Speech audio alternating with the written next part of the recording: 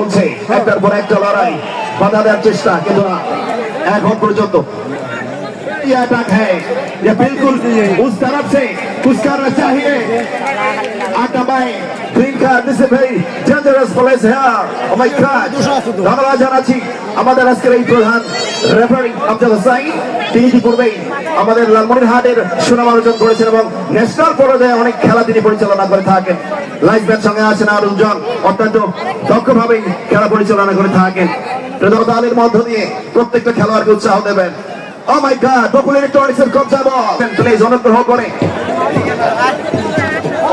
করে কেউ মাঠে প্রবেশ করবেন না please.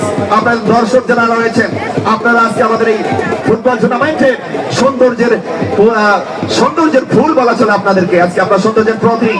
That's why you are much make it indiscipline here.